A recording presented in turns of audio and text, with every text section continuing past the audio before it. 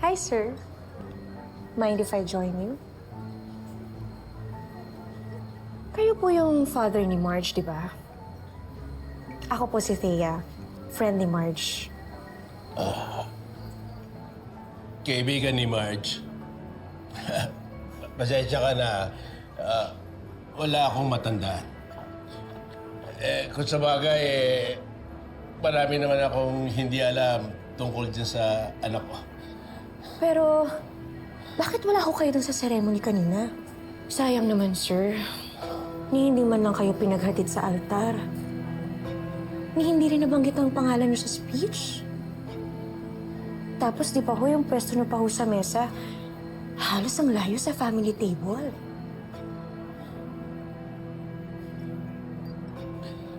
Kasi matindi ang tampo sa akin ng ano ko. Kung yan ang gusto niyang gawin,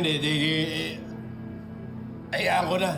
Doon siya masaya Pero sir, kahit ganun, kayo pa rin ang ama. Kayo na nga po itong nagpapakumbaba. Tapos parang kayo pa rin ho ang mali. Kung tutuusin ho, hindi po dapat ganun, sir.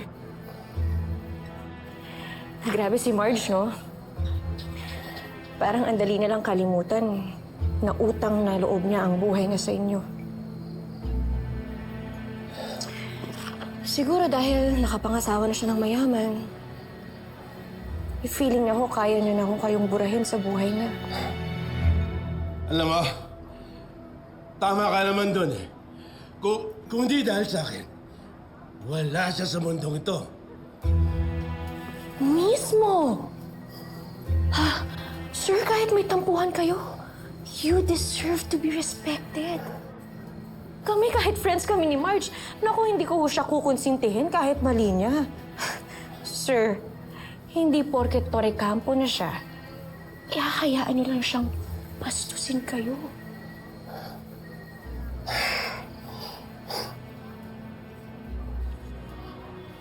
Oo. Kahit ano pa ako, tatay pa rin niya ako.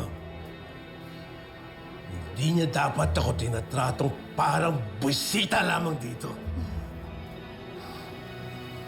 Sir, kailangan niyong ipaalala sa anak ninyo kung saan siya nanggaling. Let's raise our glasses for the newlyweds. To my son, Paolo, and my daughter-in-law, Marjorie.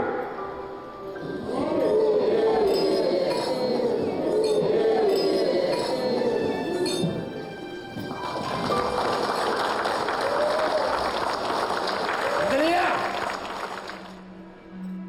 Ako naman.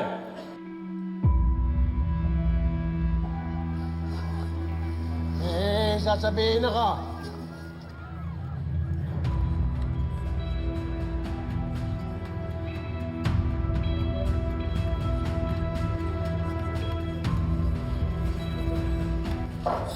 Dito tama na. Dito, mahiya ka naman. Bakit ba? Maawa ka sa anak mo dito. Dito, makinig ka sa akin. Tama.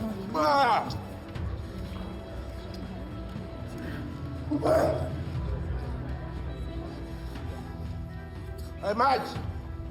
Congratulations, Alam mo, may sama ako ng loob sa'yo. Hindi mo man lang ako pinaglakad dun sa aisle para ihatid ka dun sa altar. Hindi mo lang ako sabihan na, Hoy, Tay! Salamat, nakarating ka sa kasal ko. Ngayon, nakapangasawa ko lang ng mayaman. Iba ka na! Dito, makinig ka. Dali lang! Nakikiusap ako. Nakakahiya ka Naman lang dito. ako nung lumingon sa pinanggalingan mo. Pa, tama na. May mga patahimikin! Porque ikaw ang sa malo lahat naman. Tama na, Lito. Lahat ng pagkukulang ko sa pamilya. May karapatan ka ng iyain ako sa mga bisita mo! Dito, tama na, tama na. Kaya ka Ano ba? Tama na dito! Tama na!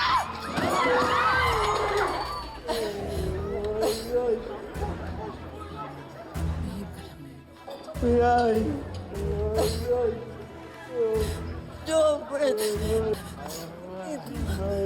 Dito. Robert!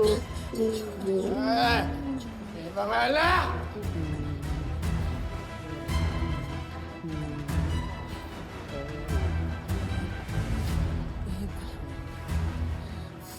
Tama na nito!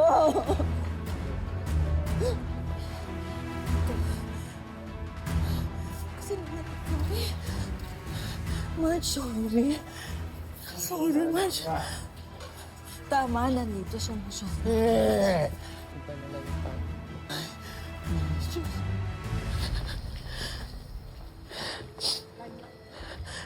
Marge, Marge, sorry talaga anak, sorry. Sorry. Sorry anak. Hindi ko akalain na si Papa mo aabot sa ganito, Marge. Marge, hindi ko talaga pinangarap na nasirain ang kasal mo, Marge. Alam ko naman na ayaw mo to mangyari, Ma, pero nasasaktan rin ako. Ang daming bisita. Ang daming nakikita. Hindi lang ako yung napahiya, pati yung pamilya ni Paolo. Marge, hayaan mo. Iuwi ko na si Papa mo. Pauuwiin ko na si Papa mo. Marge, nakikiusap ako sa'yo. Huwag ka na magalit sa Papa mo, Marge. Lasing lang si Papa mo, Marge. Lasing din siya nung iniwan niya tayo. Yung sinasaktan niya tayo, lasing din siya, Ma.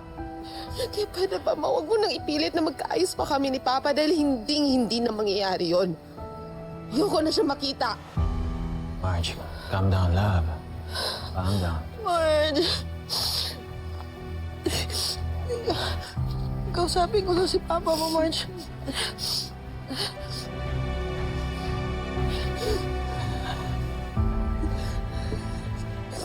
Sorry talaga, love. Sorry. Gusto ko naman na maging memorable tong araw na to, pero hindi ko alam kung bakit ang daming gustong sumira.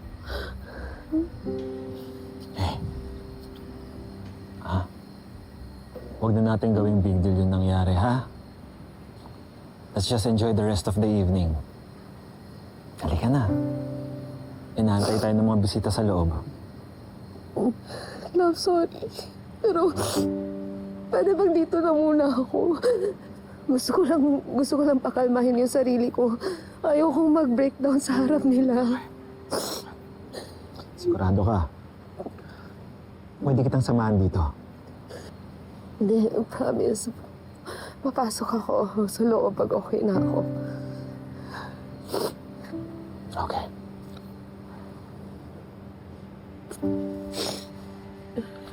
When you're ready, okay? I'll wait for you.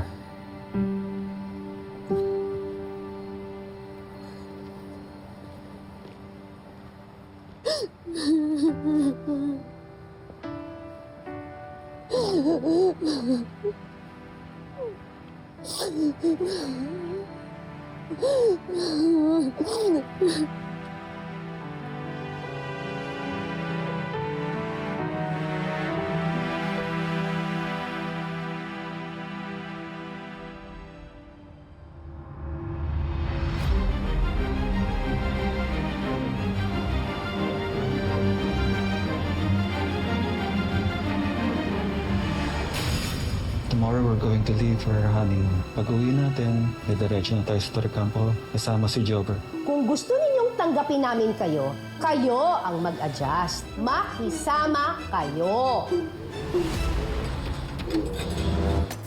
That place, it's not for me, and it's definitely not for you. Pwede pa lubayan mo na ako? Alam mo, tama nga yung hinala ko kay Paolo. Walang something special sa kanya. Bakit naman biglang na-curious ka sa kapatid ko? I'll see you around.